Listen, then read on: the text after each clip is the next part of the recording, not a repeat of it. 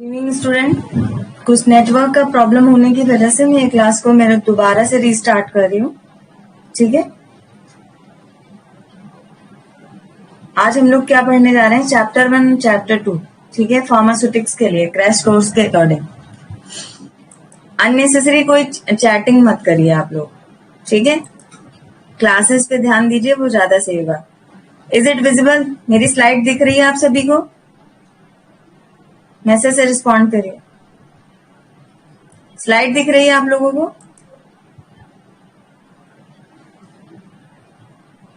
आप मैसेज से रिप्लाई करें बच्चों। Yes, okay, thank you.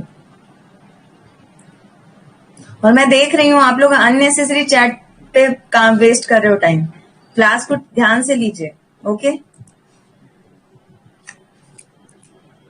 White screen नहीं भी हो रहा है फिर भी आप सब कह रहे हैं। ध्यान से पढ़िए बच्चों, एक ही महीने बचे हैं। तो फार्माकोपिया के बारे में जो मुझे बताना था कि क्या है फार्माकोपिया, तो pharmacopoeia is official book. Pharmacopoeia क्या है? एक ऑफिशियल बुक है आपकी। ऑफिशियल बुक किसकी ऑफिशियल बुक है? ये गवर्नमेंट के द्वारा पब्लिश की जाती है उस देश में। भारतवर्ष में कितनी दवाएं लिस्टेड हैं जो कि बिक रही हैं, बनाई जा रही हैं, खरीदी जा रही हैं, उनके बारे में, उनके फार्मूला के बारे में, उनके आइडेंटिफिकेशन टेस्ट के बारे में, उनके एसेस के बारे में जो आप लोग लिमिट टेस्ट वगैरह पढ़ रहे थे, डोज के बारे में, यूसेस के बारे में, सब कुछ उसमें लिखा हुआ होता है। फार्माकोपिया शब्द की उत्पत्ति ग्रीक वर्ड से हुई है जिसका नाम है फार्माकॉन, और पोइयो मीन्स बनाना। दवा को बनाने की जो विधि है वो इस किताब में लिखी हुई है, तो दैट्स व्हाई हम लोग इसे फार्माकोपिया कहते हैं।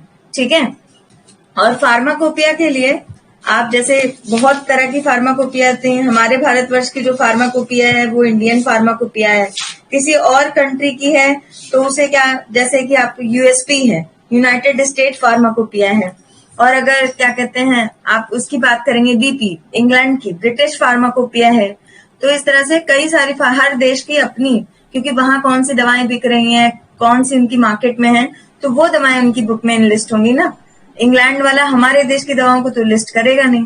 तो फार्माकोपिया का मतलब आप समझ गए, ये एक बुक है। तो देखिए, ये फार्माकोपिया के 4 एग्जाम्पल हैं आपके। एक तो इंडियन, ब्रिटिश, यूनाइटेड स्टेट और मार्टिनडेल। मार्टिनडेल फार्माकोपिया नहीं है, बस जो चीजें फार्माकोपिया में नहीं ऐड हुई हैं उसको जो है यहाँ पे एक्स्ट्रा फार्माकोपिया में ऐड कर दिया गया है। ठीक है, तो ये आपका फार्माकोपिया के बारे में हो गया। अब हम नेक्स्ट आ रहे हैं, व्हाट इज इंडियन फार्माकोपिया। ये भी अभी हम लोग पढ़ चुके थे लेकिन मैं दिखा रही हूँ। इंडियन फार्माकोपिया एक फॉर्मली एक्सेप्टेड डॉक्यूमेंट, जो सरकारी रूप से एक्सेप्ट किया डॉक्यूमेंट या बुक है, जिसमें दैट कंटेन ओवरऑल क्वालिटी, जो पूरी क्वालिटी, क्या विशेषताएं हैं, डिटेल ऑफ ड्रग क्या है, कौन कौन सी ड्रग हैं, क्या प्रोडक्ट्स हैं इंडिया की मार्केट में, उन सब की क्वालिटी। और देखो, एक ही पैरासीटामोल को कई कंपनी बना रही है, जीएसके भी बना रही है, सिप्ला भी बना रही है, सभी बना रहे हैं। तो उनकी क्वालिटी वाइज क्या डिफरेंशिएशन है, कौन सी मार्केट में लिस्ट है, सब कुछ वहां पे लिखा हुआ है। जैसे आप मोबाइल ही खरीदते हो तो कोई 3 रैम का है, कोई 2 रैम का है ना, ऐसे होता है। तो सेम ऐसे दवाओं का भी होता है, उनकी क्वालिटी वाइज और मार्केट में कौन कौन सी दवाएं, वो सब सारी चीजें इंडियन फार्माकोपिया में आपको लिखी हुई मिलेंगी। It also contain specification of drug. इसमें यह भी होता है कि दवा का क्या विशेषता है, वो किस बीमारी में दवा काम आने वाली है, तो ये सारी चीजें भी लिखी रहती हैं। उनकी कितनी डोज लेनी चाहिए, कितनी डोज में वो बीमारी सही होगी, ये सारी चीजें। और इसको कौन पब्लिश करता है, ये प्रश्न 1 नंबर में आ गया, तो इसको इंडियन फार्माकोपिया कमीशन पब्लिश करती है। ठीक है, तो ये आपके लिए होगा। अब जो है हम नेक्स्ट स्लाइड पे जा रहे हैं कि during checking the quality of drugs और at the time of dispute in court the standard mentioned in IP are consider acceptable. कभी जैसे मान लो आईपी तो एक पद्धति है, रेसिपी है, जैसे खाना बनाने की रेसिपी होती है, उसकी बुक होती है, वैसे आईपी है। आईपी से मान लो मैंने एक कंपनी खोल ली, आपने एक कंपनी खोल ली, आप दोनों में, आप सभी में से किसी 3-4 लोग ने खोल ली, तो हम सब इसी रेसिपी, इसी बुक से तो फॉलो करके अपनी दवाएं बना रहे हैं। लेकिन कई बार क्या होता है, दवाओं के दुष्प्रभाव की वजह से, किसी की जान जाने की वजह से, या कोई उसका एडवर्स इफेक्ट, बुरा प्रभाव होने के कारण लोग जान खो देते हैं, या किसी अंग का काम करना बंद हो जाता है, तो कोर्ट केस वगैरह हो जाते हैं। तो उन कोर्ट केस में अगर मान लो मैंने एकदम इंडियन फार्माकोपिया के हिसाब से ही सब कुछ डाला है, लेकिन आपने फार्माकोपिया से 0.1 ग्राम भी इधर कम या ज्यादा कर दिया तो आपके ऊपर कोर्ट केस चलेगा, क्योंकि कोर्ट इसे ही मानती है जो आईपी में मेंशन रहता है। ठीक है, तो यहाँ पे ये समझाने का मतलब था बच्चों। दूसरी चीज क्या कहते हैं, इंडियन फार्माकोपिया हेडक्वार्टर कहाँ पे है, गाजियाबाद शहर में, दिल्ली के पास, उत्तर प्रदेश गाजियाबाद में इंडियन फार्माकोपिया का हेडक्वार्टर है। ठीक है, इसके बाद हम नेक्स्ट स्लाइड पे जाएंगे। Serial number of edition, edition समझते हो कि हर साल एक नया उसका एडिशन आता है। नया एडिशन क्यों आता है, जैसे मोबाइल के सॉफ्टवेयर अपडेट होते हैं, हाँ, विंडो 7 से विंडो कितना चल रहा है अभी, तो इसी तरह से बुक्स का भी, क्योंकि हर साल कुछ ना कुछ बदलाव आता है कि ये कोई नई दवा मार्केट में आ गई है या कोई नया साल्ट आ गया है। तो फर्स्ट एडिशन जो बहुत पूछा जाता है कि आईपी का फर्स्ट एडिशन किस सन में आया, तो 1955 में आया, और वो कब रिलीज हुई मार्केट में, कब आई, 1960 में। सेकेंड एडिशन कब आया, 1966 में, और उसको 4 साल लगभग लग गए, कितने, 66 से 4 ये और 75, 9 साल लगे, 1975 में रिलीज हुई। थर्ड कब आई आपकी, 1985 में उसका एडिशन आया, लेकिन संस्करण उसका आया 1989 और 1991 में। तो इसी तरह यहाँ पे सारे दिए हुए हैं। 1 सेकेंड, यहाँ पे आपके 8th एडिशन तक है, 2018 तक की डिटेल यहाँ पे है, और 2019 में ही वो आ गई थी। First and second addition in the year 1955, 1966 respectively.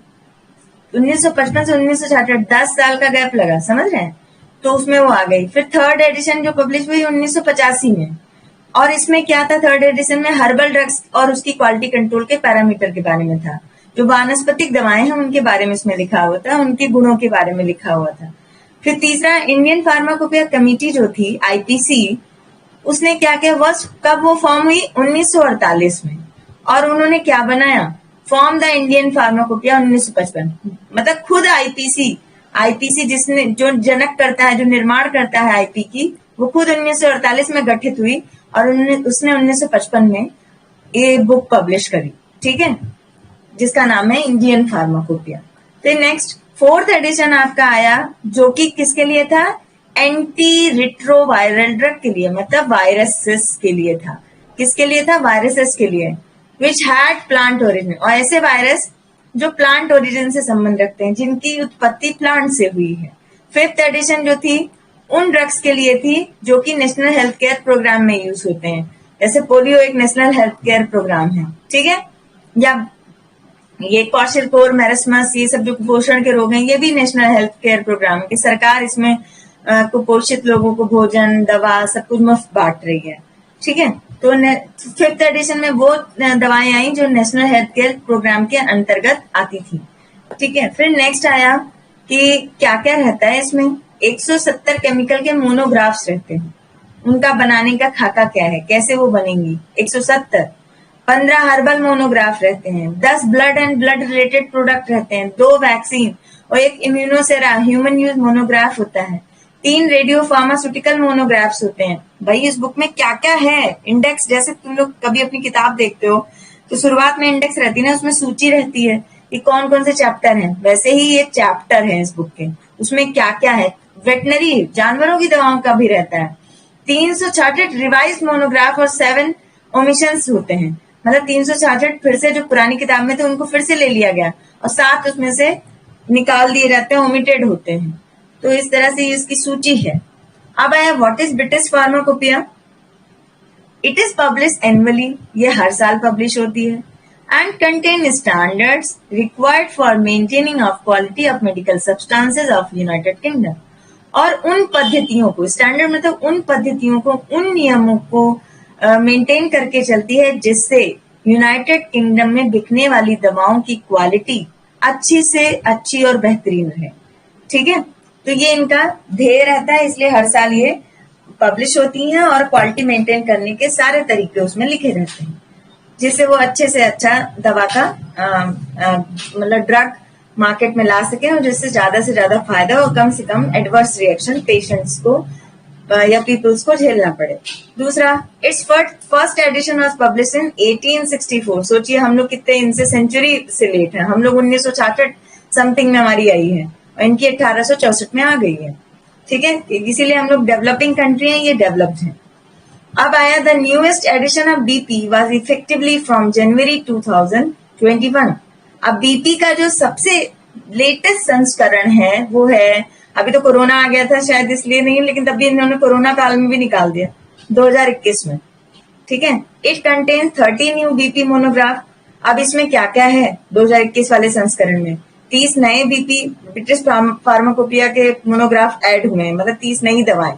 171 amended BP, जो पहले से 171 है वो इसमें ऐड है। It has much clear design, और इसमें बहुत क्लियर डिजाइन है अभी दवाओं को बनाने और उनको मैन्युफैक्चर करने का। Brief guide on how to use the BP, और थोड़ा गाइड भी किया गया कि बीपी उस किताब को समझना भी, उनकी टेक्निक होती है उस किताब को पढ़ने के लिए कि कहाँ पे क्या कैसे मिलेगा। जैसे आप किसी बिल्डिंग में जाते हैं मॉल वगैरह में, तो नीचे एक नक्शा दिया होता है ना, तो उस नक्शे से आप समझ जाते हैं कि हर फ्लोर पे कहाँ कौन सी शॉप है कौन सी नहीं है, हम हर फ्लोर पे कैसे सीढ़ियां ले सकते हैं, या क्या कहते हैं आपके एक्सेलरेटर जो चलती हुई सीढ़ियां होती हैं उन्हें कैसे यूज कर सकते हैं, सब डिटेल होते हैं ना। वैसे ही कैसे बीपी को यूज करना है उसका ब्रीफ गाइड भी उस किताब में, उस पुस्तक में उपस्थित होता है, उसको पढ़ने का तरीका, ठीक है।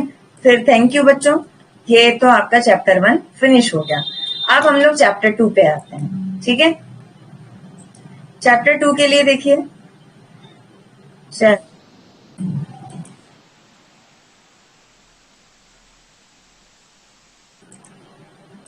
This is my chapter 2। ये दिख रहा है आपको? प्लीज मुझे मैसेज से बताएं बच्चों, ये दिख रहा है? मैम नंबर याद करने हैं, नंबर याद करने हैं। अभी मैं लास्ट में आपके क्वेश्चंस का जवाब देती हूँ। यस, ओके, थैंक यू बच्चों, दिख रहा है तो बहुत बढ़िया है। हाँ, व्हाट इज पैकेजिंग प्रोसेस? क्या होता है पैकेजिंग प्रोसेस? तो सबसे पहले तो मैं ये बंद करती हूँ, 1 सेकेंड। ओके, हाँ, व्हाट इज पैकेजिंग प्रोसेस? क्या होती है पैकेजिंग प्रोसेस?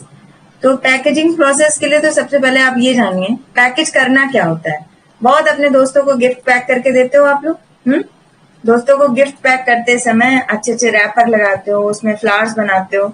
तो उसी तरह दवाओं, जिन दवाओं पे करोड़ों अरबों रुपए खर्चा हो रहे हैं, अगर उनको सही तरीके से पैक नहीं किया जाएगा तो दवाएं खराब हो जाएंगी और पेशेंट तक पहुंचते पहुंचते उनकी क्वालिटी रही नहीं जाएगी, बल्कि वो जहरीली बन जाएंगी।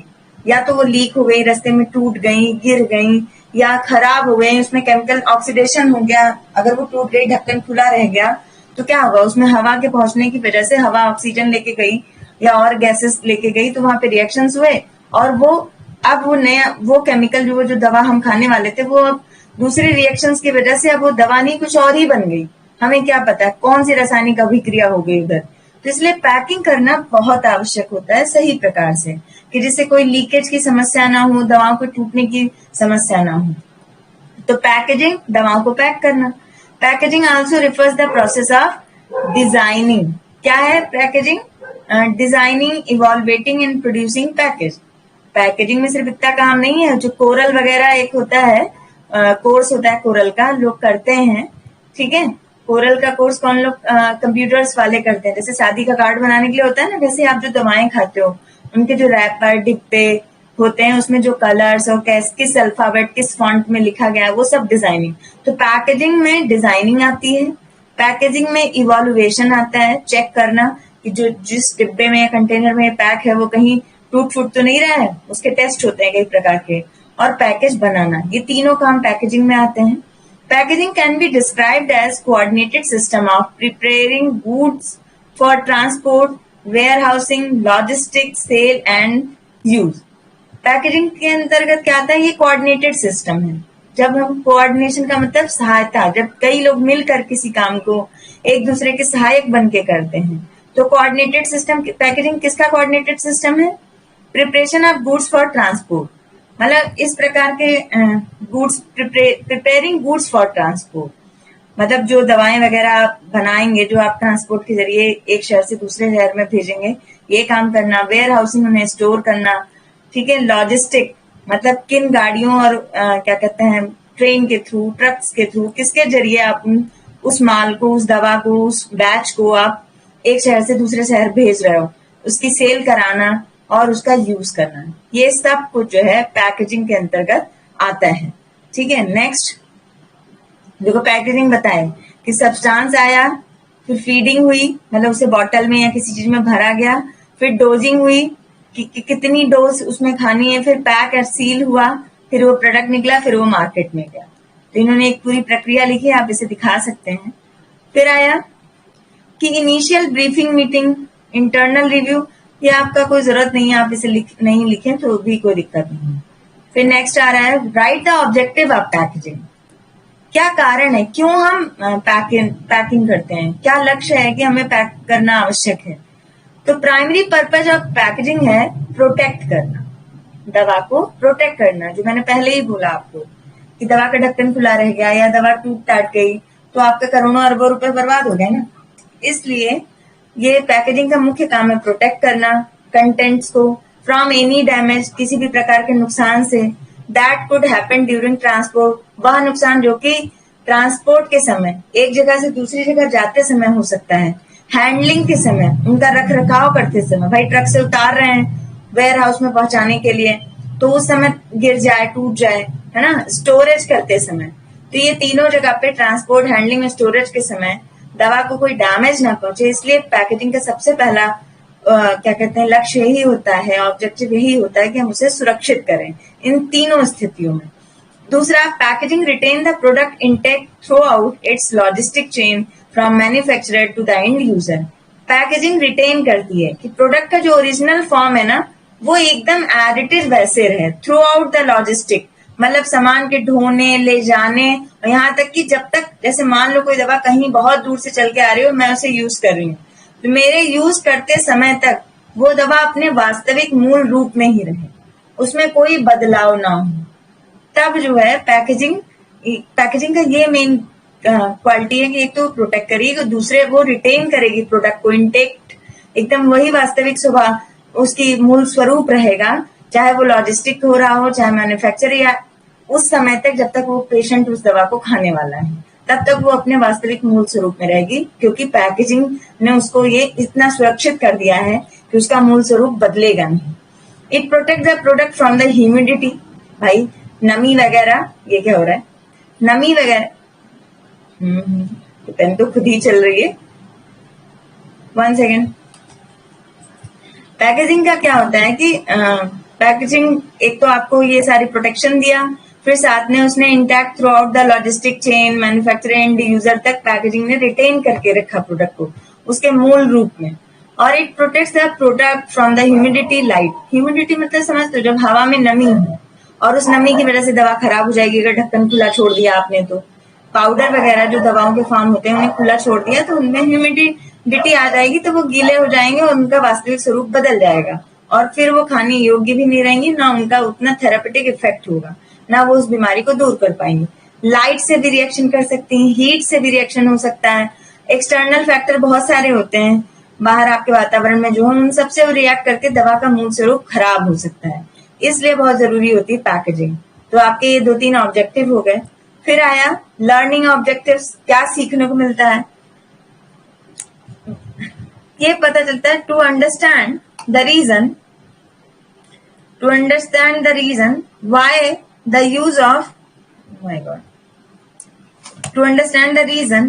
Use of food packaging had increase. ये रीजन कभी आपने समझा कि जो फूड प्रोडक्ट डोमिनोज हो कुछ भी हो उनकी पैकेजिंग इतनी इंक्रीज क्यों रहती है, ये समझने का क्यों। To identify the aim of packaging food, क्यों हम खाने भोज्य पदार्थों को पैक करते हैं, इसलिए क्योंकि वो सुरक्षित रहें। To understand the importance of food labelling, इसलिए भी कि फूड लेबलिंग रहेगा तो ये पता रहेगा ना कि तो डोमिनोज का पिज्जा है, ये कोई टिमटिम वाले का पिज्जा नहीं है। तो हमें पैकेजिंग से ये पता चलता है, पैकेजिंग हमारी ब्रांड को भी शहर में हमारे नाम को जिंदा रखती है ना, हमारी पैकेजिंग, हमारी लेबलिंग, हमारा नाम का ठप्पा उसमें है, तो वो हमें क्या कहते हैं सोसाइटी में पता चलेगा, अरे ये वही दवा थी, इसका इतना फायदा हुआ। तो इसलिए पैकेजिंग से हमें बहुत फायदे होते हैं, ठीक है, हमारा प्रचार प्रसार भी होता है और हमारी मार्केट की सेल भी बढ़ती है। To recall aspects of packaging design, हम पैकेजिंग डिजाइन को बदलते रहते हैं, उसे आकर्षक, भाई कितने, चाहे आप मेकअप के प्रोडक्ट्स देखो, क्रीम्स देखो, पेस्ट देखो, सबका उसमें बदलता रहता है, हर साल वो डिब्बे का कुछ ना कुछ चेंज कर देते हैं, नए नए डिजाइन लाते हैं, उसको और आकर्षक बनाते हैं, डिब्बा ही वो कंटेंट अंदर सेम है, डिब्बा बहुत आकर्षक है, तो वो पैकेजिंग ये भी एक फायदा देता है। To identify common example of food packaging, जो कॉमन एग्जाम्पल कौन कौन से हैं फूड पैकेजिंग, जैसे मैकडोनल्ड्स, ये सारे आप जानते ही हैं, या कहीं भी आपके यहाँ के नाथूराम के रसगुल्ले, कुछ भी आपके यहाँ शॉप हो जो बहुत फेमस हो, तो उसका एक अपना डिब्बा होगा, उसमें उसकी एक डिजाइन होगी, उसका एक ठप्पा होगा। तो ये सारी चीजें पैकेजिंग से हमें सीखने को मिलती हैं।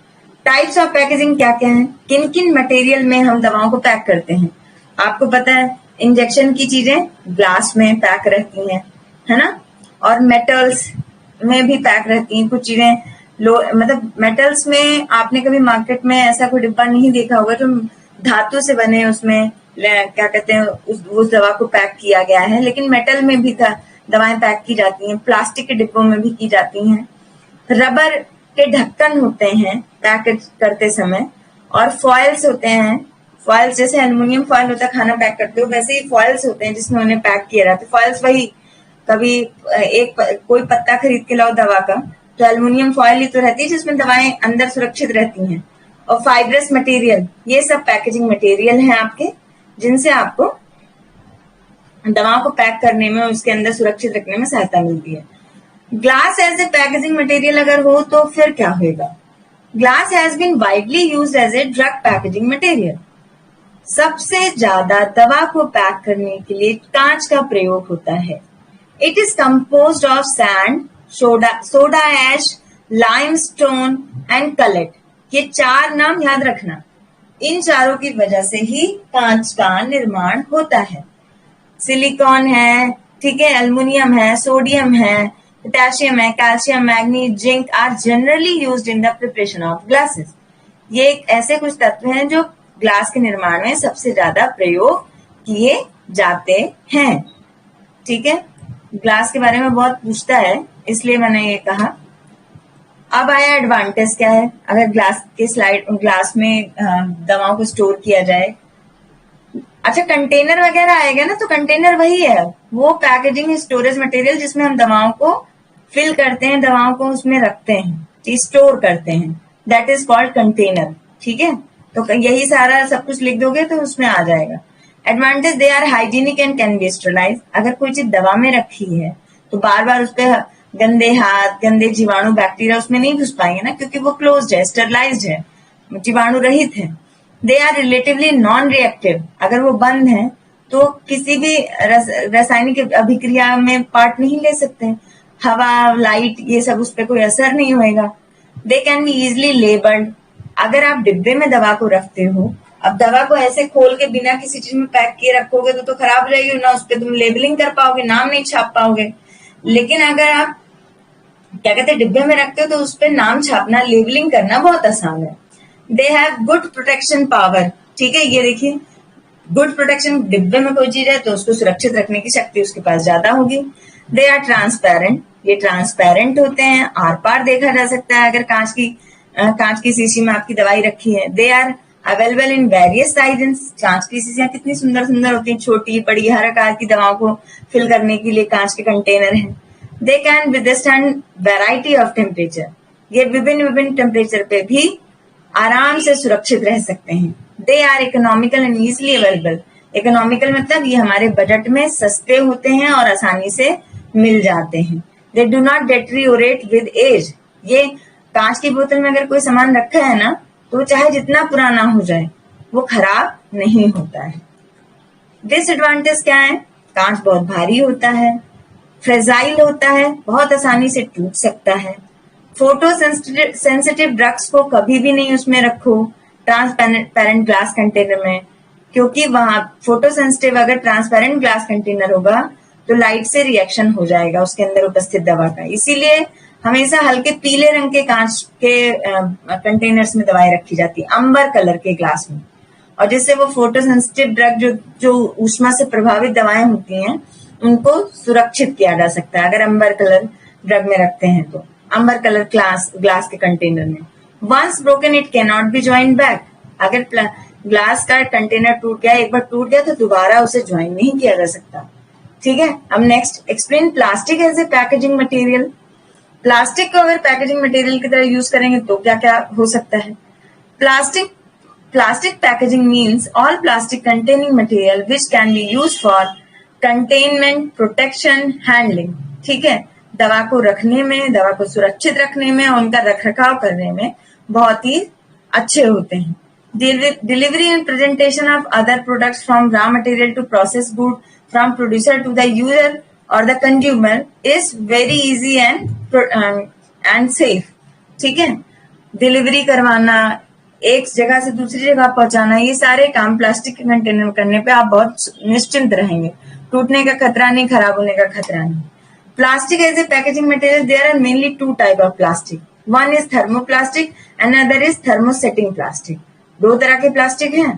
थर्मोप्लास्टिक वो है कि on heating they become soft and cooling they again become solidified. गर्म करोगे तो फिर से सॉफ्ट हो जाएंगे, ठंडा करोगे फिर से सॉलिड हो जाएंगे. ये सस्ते होते हैं, चीप होते हैं. इनका example polyethylene, PVC, polypropylene etcetera. और थर्मोसेटिंग जो होते हैं, इसमें कहते हैं when heated they become soft but don't become liquid. जब उन्हें हीट किया जाता है वो सॉफ्ट मुलायम तो हो जाते हैं लेकिन वो लिक्विड तरल अवस्था में नहीं आते. Example phenol formaldehyde, urea formaldehyde. Plastic के टाइप हो गए. क्या इनका एडवांटेज है? सस्ते होते हैं, low in cost, light in weight, durable होते हैं, लंबे समय तक चलते हैं, अनब्रेकेबल होते हैं, टूटते नहीं, प्लीजेंट टू टच, इन्हें टच करना मतलब इसको छू के अच्छा लगेगा, प्लीजेंट टू टच, फ्लेक्सिबल होते हैं, कहीं से कहीं ले जाओ, टूटने गिरने का डर नहीं.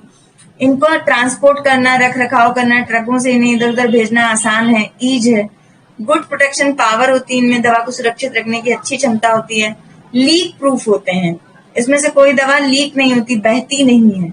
ठीक है, लीक प्रूफ होते हैं. जैसे साउंड प्रूफ कमरे होते हैं, लीक प्रूफ है ये, इससे दवा गिरेगी नहीं. ऑर्डरलेस होते हैं, इनमें कोई सुगंध नहीं होती प्लास्टिक में. एबल टू रिटेन शेप, आप जैसा चाहे वैसा उनको आकार दे सकते हैं.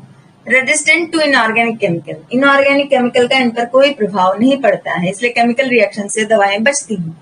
डिसएडवांटेज, लो मैकेनिकल स्ट्रेंथ है, अगर दाब ज्यादा लगा तो ये टूट जाएंगे.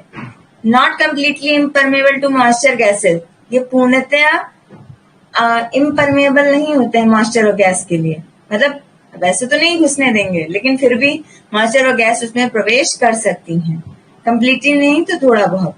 Liable to attract dust and dirt, ये धूल कणों को अपनी तरफ अट्रैक्ट करते हैं, उनमें मतलब चिपकती है प्लास्टिक के डिब्बों में भी. कैन बी परमिएबल, ये परमिएबल भी है कई बार, तभी तो मॉइस्चर और गैस उसमें प्रवेश कर रही है.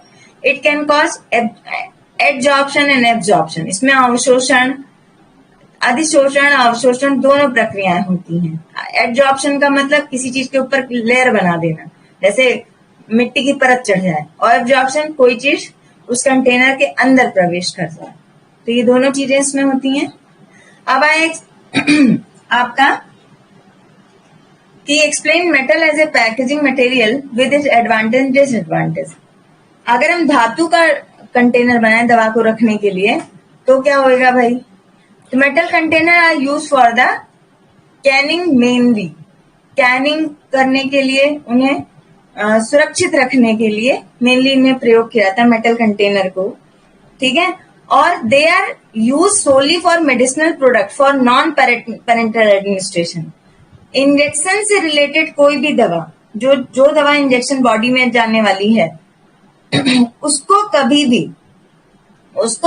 भी मेटल के कंटेनर में नहीं रखा जाएगा. और बाकी जो भी मेडिसिनल प्रोडक्ट हो, इंजेक्शन को छोड़ के, आईवी रूट को छोड़ के जो शरीर में प्रवेश करती है वो सारी दवाएं इसमें रखी जा सकती हैं.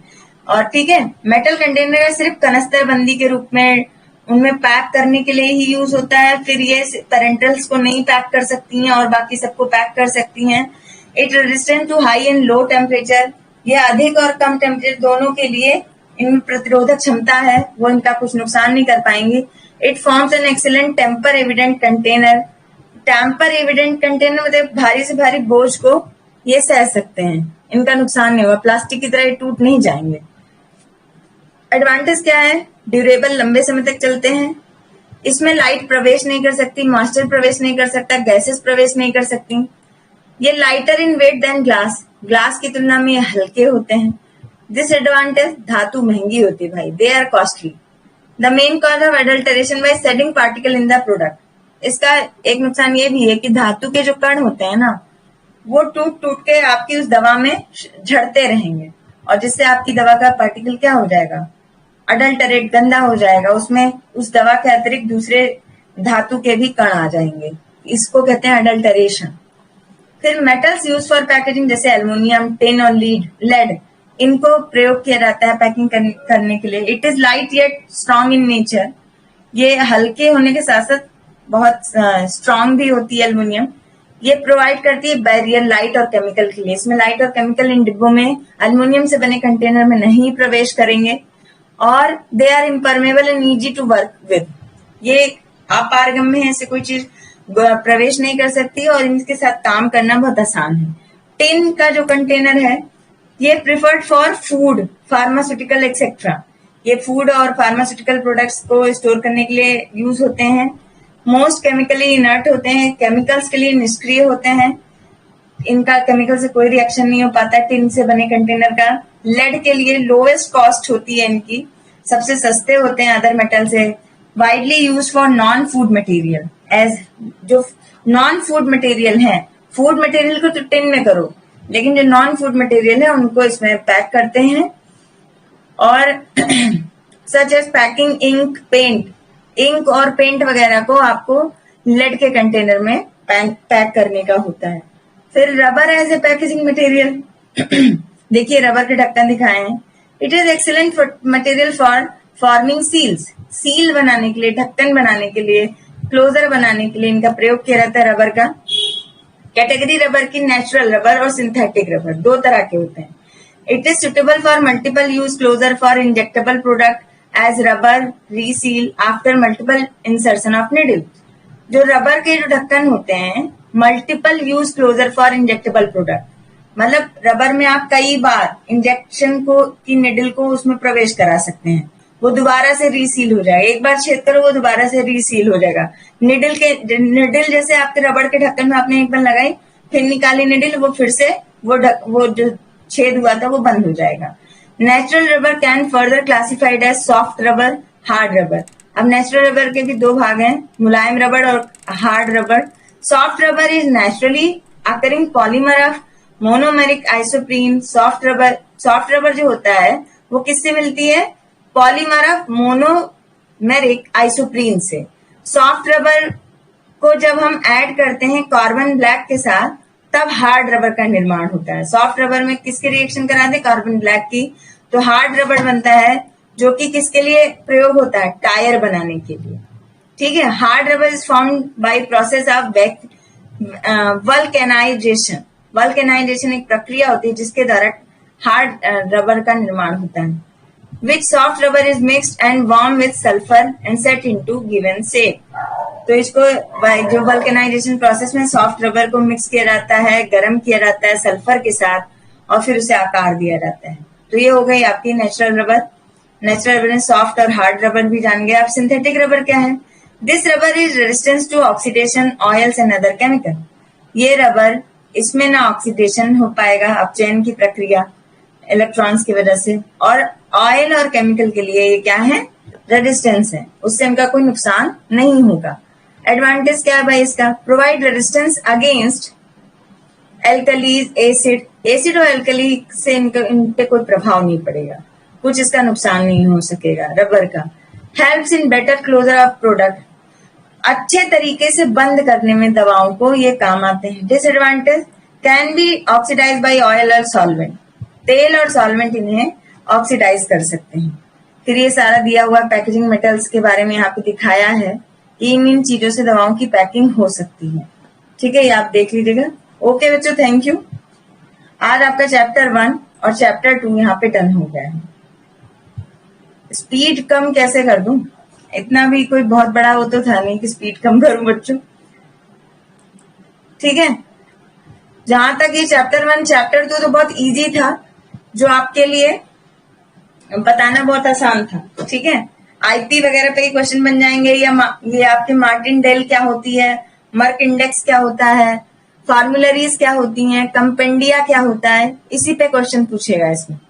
और पैकेजिंग में रबर के ढक्कन के बारे में पूछ सकता है और कांच के पैकेजिंग कंटेनर के बारे में पूछ सकता है।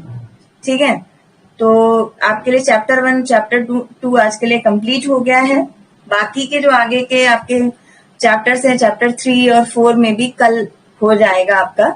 और यहाँ से आपके चैप्टर्स इंपॉर्टेंट हैं, फार्मास्यूटिकल एड्स वगैरह से यहाँ से क्वेश्चन इंपॉर्टेंट है, वो आते बहुत हैं। और इसमें भी ऐसा नहीं है, इससे छोटे छोटे क्वेश्चन बहुत बनेंगे। What is IP, what is BP, what is pharmacopoeia, what is Martindale, what is Merck index, what is formulary, ये सब क्वेश्चंस आते हैं इससे। ठीक है, और ग्लास कंटेनर के बारे में बोलिए, प्लास्टिक कंटेनर, कुछ भी ऐसे पूछ लेगा। ठीक है, तो थैंक यू। आपको कुछ अगर सवाल पूछने हैं, कुछ है तो आप रेज कर सकते हो हैंड। किसी को कुछ पूछना है, कोई डाउट है? कोई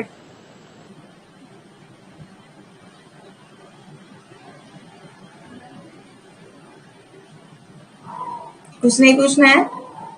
ओके, फिर देन मैं क्लास लीव करती हूँ। किसी को कुछ पूछना है?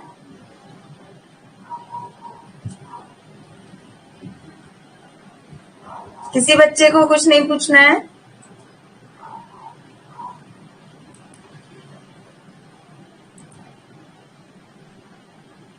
क्या नाम है? निहाल पटेल। स्पीड कम करने के लिए आप कह रहे थे। स्पीड कम, वो चैप्टर आप समझ रहे हो, अभी 1 महीने में हमें 5 सब्जेक्ट कवर करने हैं, तो थोड़ा सा तो फास्ट हो रहा है, लेकिन इतना फास्ट नहीं है कि आपको समझ में ना आए।